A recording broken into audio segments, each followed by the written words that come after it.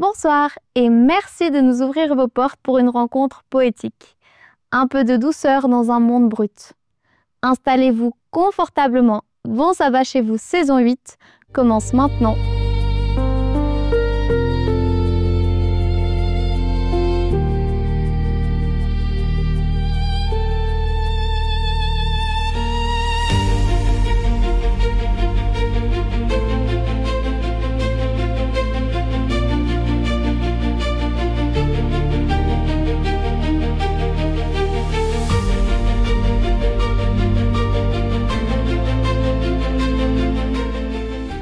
Ma petite lumière, je la ferai briller. Oh, vous êtes déjà là. Vous avez pu constater mes talents de chanteuse. Bon bah, bienvenue à Bon ça va chez vous. On démarre sur les chapeaux de roue, on ne perd pas de temps ce soir. Je reste dans mon élan. Si vous aussi vous avez envie de chanter et de louer Dieu, alors faisons-le ensemble. Et on se retrouve juste après pour le temps de l'étude de la Bible.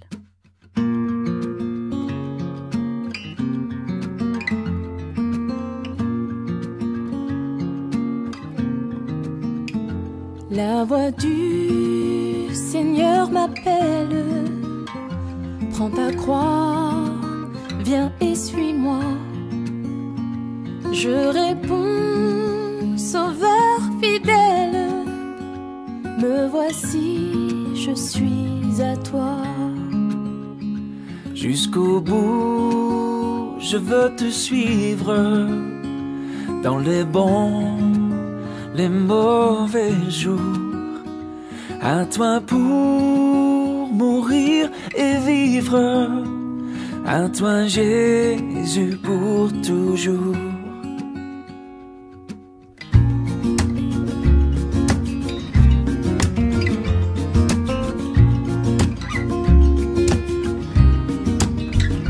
Jésus donne grâce et gloire, pour le suivre pas à pas. Avec lui, joie et victoire, paix et bonheur ici-bas. Oh, Oh, jusqu'au bout, je veux te suivre dans les bons, les mauvais jours, à toi pour mourir et vivre, à toi Jésus pour toujours.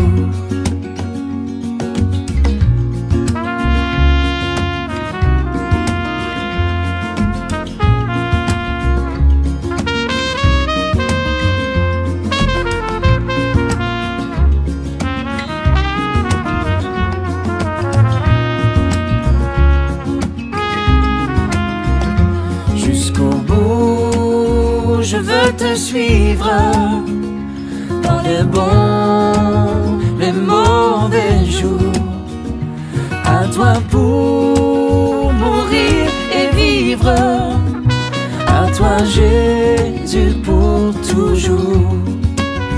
Jusqu'au bout, je veux te suivre dans les bons, les mauvais jours, à toi pour mourir et vivre, à toi Jésus pour toujours.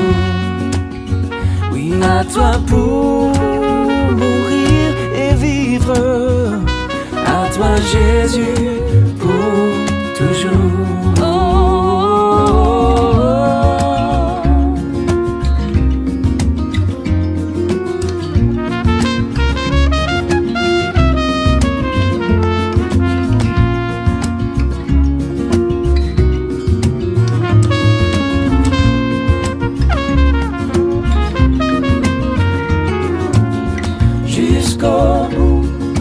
Je veux te suivre, coûte que coûte.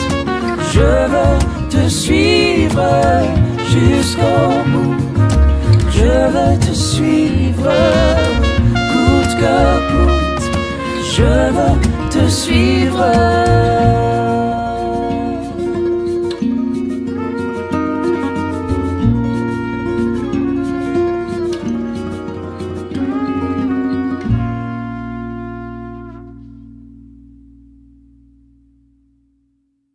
Nous sommes aujourd'hui le 31 octobre et bien évidemment, on entend parler massivement de la Toussaint, la fête de tous les saints qui honore la foule innombrable de ceux et celles qui ont été de vivants et lumineux témoins du Christ. Mais depuis quelques années, cette fête est éclipsée par Halloween, la fête qui célèbre originellement le dieu de la mort. D'ailleurs, on voit partout des décorations majoritairement noires, représentations de morts vivants et le monde obscur de la mort en général. Ce soir, nous n'allons pas entrer dans le débat de pour ou contre Halloween, fête inoffensive ou à éviter.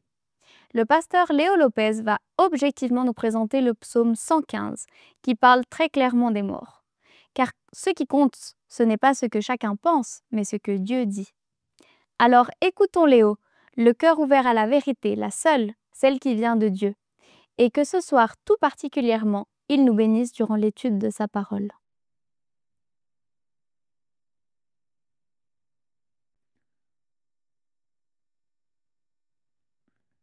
Il y a quelques années, j'ai entendu frapper à la porte. C'était un soir de fin d'octobre. J'ouvre la porte et je vois des enfants déguisés. Il avait un petit fantôme, une sorcière et un vampire. Et ils me disent « Truco ?» Je n'ai pas compris. Et j'ai dit « Désolé, je ne comprends pas. » Et ils me redisent « Trick or treat ?» Et j'ai dit « Ah, désolé, je ne comprends pas l'anglais. De quoi vous parlez ?» Et là, il me dit « Des bonbons ou un sort ?» Et moi, je lui réponds « Je sors où? Je suis chez moi. » Il me dit « Non, soit vous nous donnez un bonbon, soit on vous jette un sort. » Et moi, je dis « What ?» Et ma femme, elle sourit, elle me dit « Chérie, c'est Halloween. » Et je me suis dit à l'intérieur de moi « C'est quoi cette bêtise ?» Je me tourne vers les gamins et j'ai répondu « Je suis désolé les enfants, nous sommes chrétiens et nous ne fêtons pas cela Halloween. Et d'ailleurs, je n'ai pas de bonbons, je suis désolé. » Ma femme, gentiment, il a dit « Tenez, ici il y a un chocolat. » Et ils sont partis. Et cela, il me ramenait à une réflexion. Je me suis dit « Tiens, moi, en Argentine, je n'ai jamais fêté cela. Moi, à mon époque, pour moi, c'était Halloween, une fête commerciale américaine au nord des États-Unis, mais pas pour moi, quelque chose d'important. » Mais je me rends compte qu'aujourd'hui, les amis, avec Internet, avec la mondialisation, Halloween s'est installé partout, dans les magasins, dans les supermarchés, dans nos villages, dans nos écoles, et parfois même dans les foyers chrétiens. Alors, je pense qu'une question simple s'impose. Est-ce que cette fête, d'une manière ou d'une autre, elle est une fête chrétienne? Et plus profondément, que dit la Bible sur la mort, les esprits, la vie après la mort? D'où il vient cette notion de Halloween? Alors, j'essayais de faire un peu de mes devoirs. Vous savez que c'est un sujet très controversé, il y a des gens qui pensent une chose, il y a d'autres qui pensent d'autres. Mais un petit peu dans mes recherches, j'ai vu que cette fête-là, avant que le christianisme soit arrivé ici en Europe, il y avait les Celtes. Et les Celtes, qu'ils étaient en Irlande, en Écosse ou au nord de la France, ils célébraient une fête appelée Samhain, qu'apparemment au Samhain, on prononce Samhain. Je n'ai pas très bien compris, en plus mon niveau d'anglais, il n'est pas le top. Mais ce qui est intéressant, c'est que dans la encyclopédie britannique, il décrit cette fête de Samhain comme une fête religieuse celtique où, je cite, « le monde de Dieu était rendu visible aux humains ». Il mentionne qu'à cette fête-là, il y a les sacrifices et les troubles surnaturels qui sont associés à tout ce qu'il était la fête de Samhain. La fête, il s'est célébrée à la fin de l'été et le début de l'hiver, un petit peu ce qu'aujourd'hui nous on appelle l'automne. Et c'était là, à cette époque-là, que pendant cette fête de Samhain, selon les Celtes, on pensait que les morts revenaient sur terre.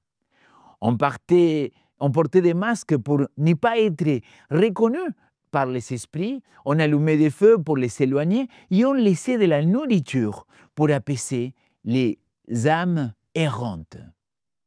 Alors, quand le christianisme évidemment s'est répandu, l'Église, et à l'époque c'était l'Église catholique apostolique romaine, elle va chercher à remplacer les fêtes païennes par une célébration qu'on pourrait dire plutôt chrétienne. Et c'est comme ça qu'ils vont faire une association, ou peut-être je pourrais dire une sorte d'amalgame. C'est vers le 8e siècle que le pape Grégoire III, il déplace la fête de tous les saints au 1er novembre pour honorer les martyrs. Et oui, là il y a plein de gens qui vont faire l'association entre la Toussaint et Halloween. C'est vrai que la Toussaint, le 1er novembre, était la fête de tous les morts, n'est-ce pas? Et l'Église catholique, il va essayer d'honorer, l'Église catholique apostolique romaine, il va essayer d'honorer toutes les personnes qui avaient été mortes par la bonne cause. Alors, c'est indépendamment du paganisme et de Halloween que finalement l'Église catholique, il va essayer d'adapter son langage à cette époque-là pour pouvoir concilier cette fête païenne avec une fête qu'à la base, elle était chrétienne pour eux, en tout cas pour célébrer les morts. Bien que les pratiques païennes, ils vont commencer à s'attacher à la Toussaint. Et c'est comme ça que petit à petit, l'amalgame il va se faire. Parce que, d'une manière ou d'une autre, l'Église catholique, avec cette fête païenne ici en Europe, ils vont commencer à vivre quelque chose qui finalement, ça ne ressemblait plus à ce que les premiers chrétiens ils voulaient célébrer, mais ça ne ressemblait plus non plus à la fête celtique. Parce que les concepts, ils se mélangeaient. Mais bien sûr, là, j'ai parlé de ce que c'est l'Église catholique apostolique romaine. Je n'ai pas parlé de ce que la Bible elle nous dit. Parce qu'évidemment, derrière eux, ils pensaient qu'il avait une fête pour célébrer quelque chose et ils reliaient beaucoup de notions qu'ils se mélangeaient. Le purgatoire, l'enfer, le ciel, le paradis. Et c'est comme ça que petit à petit, cette veille de la Toussaint, il devient connu, ici, aujourd'hui plus que jamais, comme Halloween. Une histoire que j'ai beaucoup de mal à comprendre. Pourquoi? Parce que c'est la fête des morts. Les morts qu'ils sont entre deux mondes. Un peu la folie. Parce que finalement, ce qu'il faudrait comprendre, c'est qu'est-ce que la Bible il nous dit sur cette fête des morts. Qu'est-ce que la Bible il nous dit sur les morts, sur les esprits. Le problème, c'est qu'aujourd'hui, l'Église, évidemment qu'il voulait avoir une belle action, l'Église catholique apostolique romaine. Mais le problème, c'est qu'il y a eu un amalgame entre ce que l'Église elle a voulu faire de bien et ce que le paganisme, elle voulait fêter. Et cet amalgame-là, elle n'est pas bonne aujourd'hui.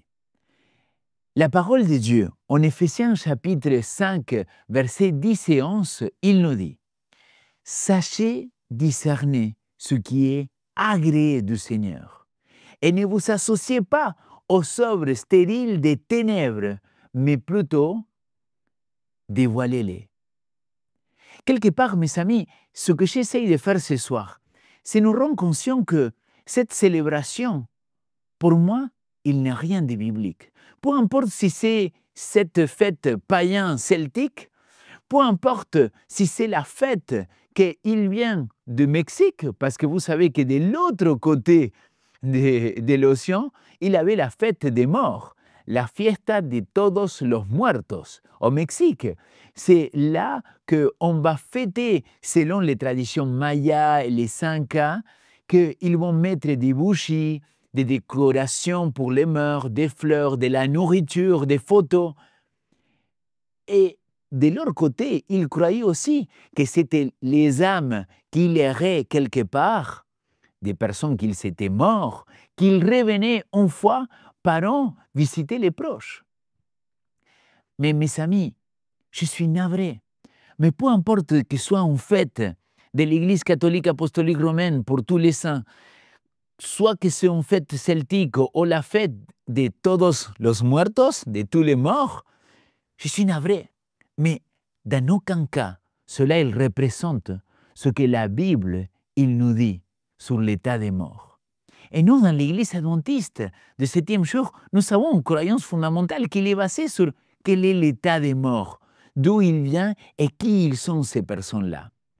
Qu'il s'agisse de Halloween ou de Dia de los Muertos, le fond spirituel est le même.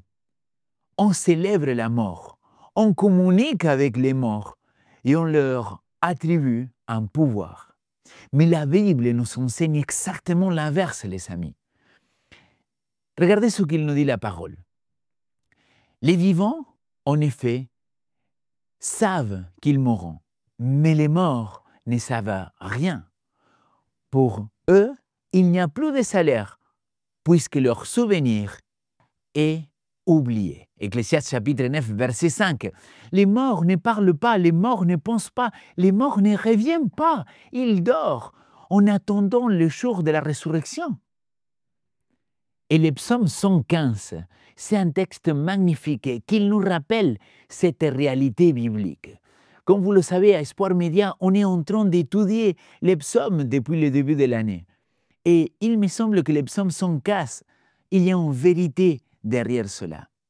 Le peuple d'Israël vivait entouré des nations idolâtres, des gens qui étaient dans les ténèbres, qui ne connaissaient pas la vérité que Dieu il les avait instruits. Ces peuples, ils adoraient des dieux fabriqués par leurs mains.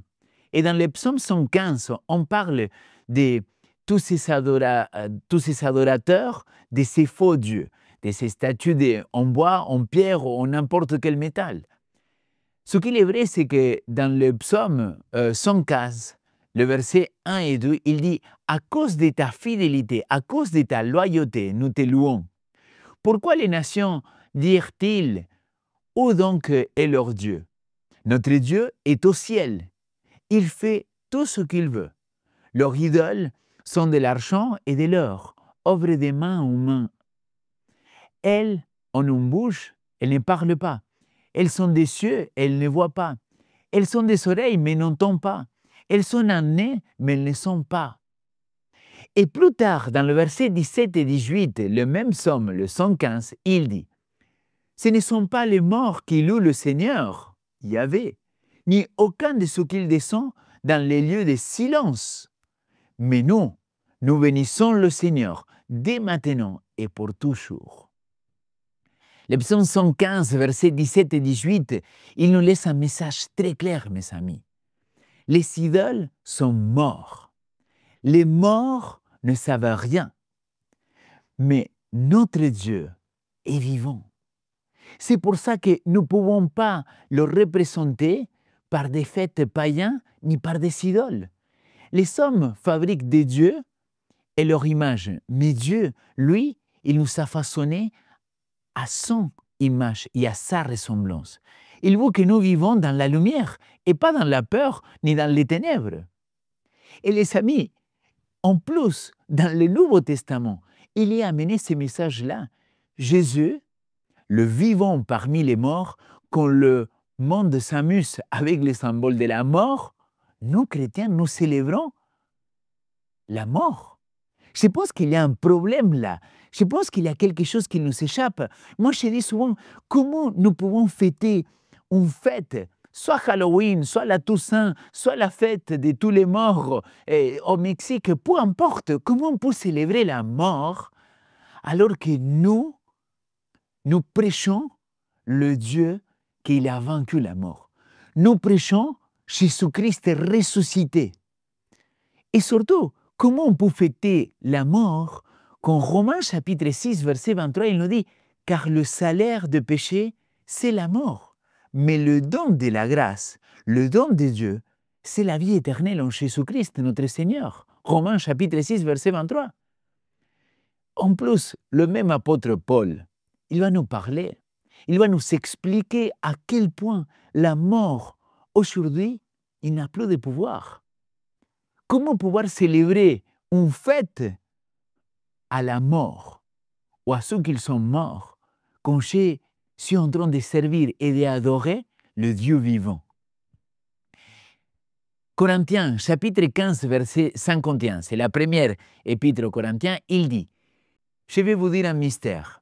Nous ne nous endormirons pas tous, mais tous, nous serons changés. En un instant, en un clin d'œil, à la dernière trompette, car elle sonnera, et les morts se réveilleront impérissables, et nous serons changés.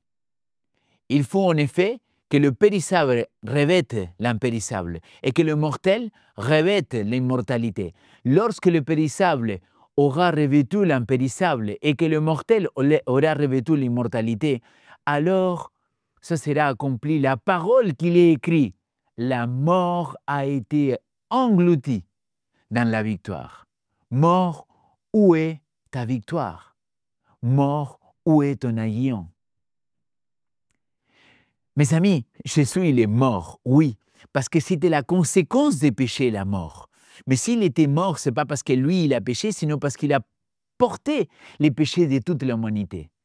Mais maintenant, comme la mort, il n'a pas pu le retenir, il a vaincu la mort. C'est parce qu'il vit que nous vivons aussi grâce à lui. C'est comme ça que Paul, il va l'expliquer dans la première épître aux Thessaloniciens. S'il vous plaît, permettez-moi de vous lire ce texte-là.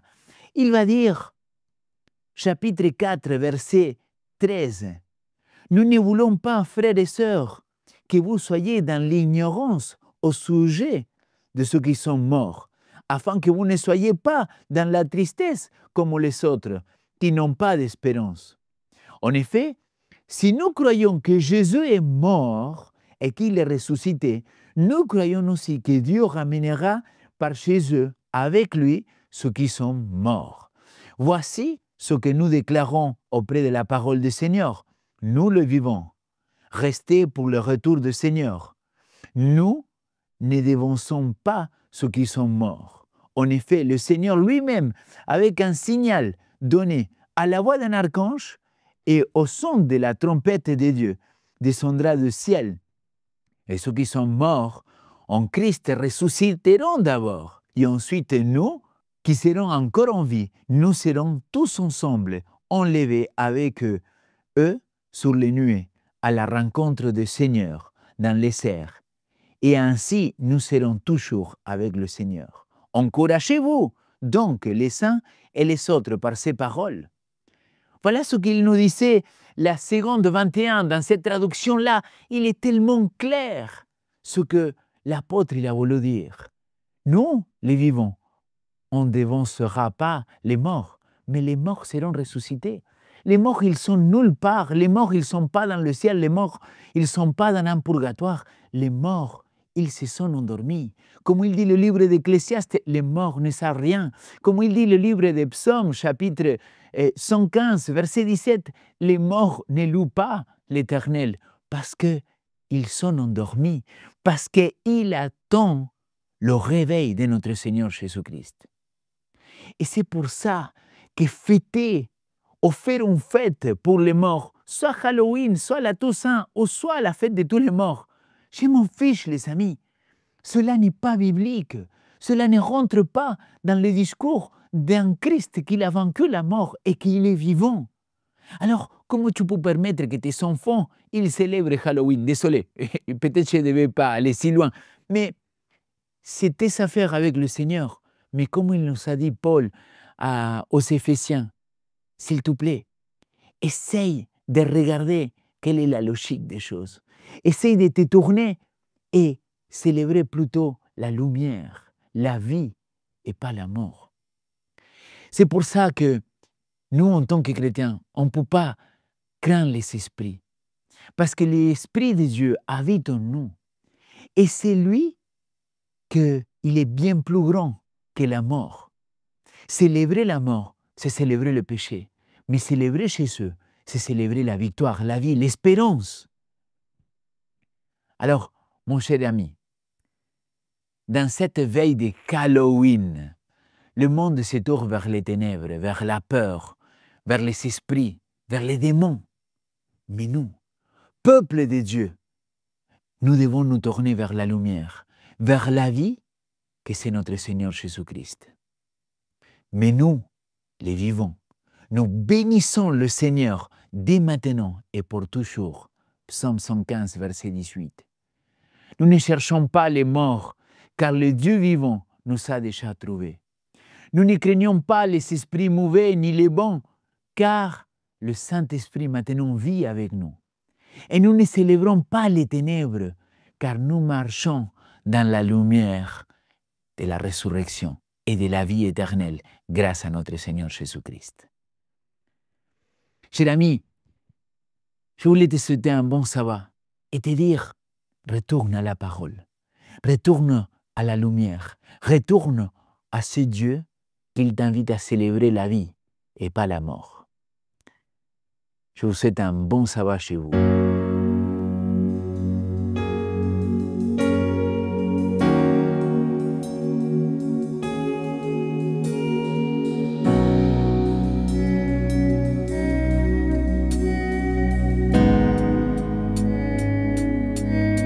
C'est mon assurance, c'est mon Jésus. Il était avec moi dans le feu, jour après jour. Né de son esprit, lavé par son sang, je te dis merci pour ton sacrifice au calvaire. Je te fais confiance, mon sauveur, qui n'échouera jamais. Il n'échouera jamais. Je te fais confiance, mon sauveur, qui n'échouera jamais. Il n'échouera jamais. Soumission parfaite, je dépose tout. Je connais l'auteur de mon lendemain, c'est moi, c'est mon histoire, et c'est mon chant. Je veux louer mon roi ressuscité, mon sauveur. Je te fais confiance, mon sauveur, qui n'échouera jamais. Il n'échouera jamais. Je te fais confiance, mon sauveur, qui n'échouera jamais. Il n'échouera jamais.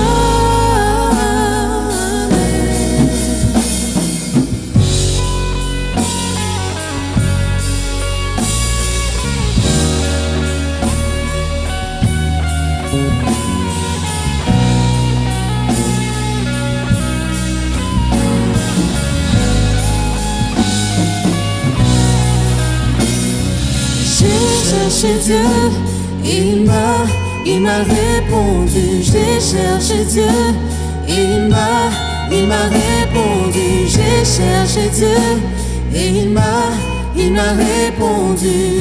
J'ai confiance en lui, j'ai confiance en lui. J'ai cherché Dieu, il m'a répondu. J'ai cherché Dieu, il m'a répondu. J'ai cherché Dieu, il m'a répondu.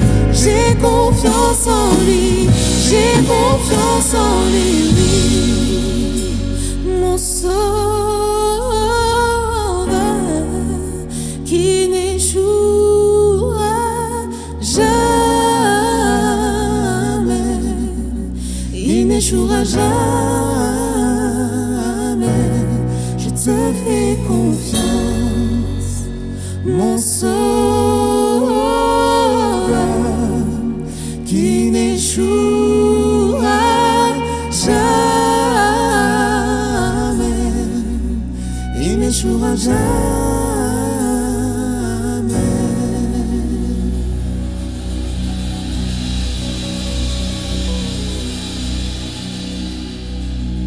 Je vous invite à prier.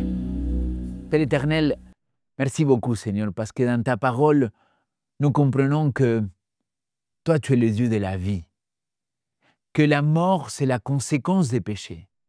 Mais comme le psalmiste, il nous invite à célébrer le Dieu vivant, nous voulons te demander que tu puisses nous éclairer, que pour tous mes amis, mes frères, mes sœurs, toutes les personnes qui vont tourner sur cette vidéo-là, qu'ils puissent comprendre que célébrer la fête des morts, célébrer Halloween, c'est célébrer la mort, c'est célébrer le péché. Et ça, c'est une opposition à qui tu es, le Dieu vivant, le Dieu de la victoire. Et quand tu es venu ici sur terre, grâce au fait que tu nous as montré le chemin à travers ton Fils Jésus-Christ, tu as vaincu la mort. Et la mort, il a été englouti avec la victoire de notre Seigneur Jésus-Christ. C'est pour cela, Seigneur, qu'aujourd'hui, nous te remercions de ce sacrifice que tu as fait pour nous. Et nous voulons te louer, nous les vivons, parce que tu es le Dieu de la vie. Le Dieu qu'il est dans le ciel, mais qu'il habite en nous, grâce au ton Saint-Esprit. C'est ma prière, en te reconnaissant comme notre Dieu souverain et vivant, au nom de ton Fils Jésus-Christ. Amen. À bientôt les amis, je vous souhaite un bon sabbat chez vous. Ce ne sont pas les morts qui célèbrent l'Éternel. Ce n'est aucun de ceux qui descendent dans le lieu du silence. Mais nous, nous bénirons l'Éternel dès maintenant et à jamais. Louez l'Éternel, affirme le psaume 115. Si vous êtes là à m'écouter, c'est que vous êtes vivant. Et si votre objectif dans la vie est de célébrer Dieu, alors louez. En ce jour de sabbat, chantez pour Dieu. Toute la semaine, chantez pour Dieu. Passons notre vie à chanter pour Dieu. Et vive la vie en abondance qu'il nous a promis. Partagez largement ce message plein de vie en cette période si sombre. Faites circuler cette vidéo au-delà de vos frontières. Et on se retrouve la semaine prochaine pour étudier un des psaumes les plus connus, le psaume 121, qui a encore bien des choses à nous révéler. D'ici là, je vous souhaite une bonne soirée et un bon sabbat chez vous.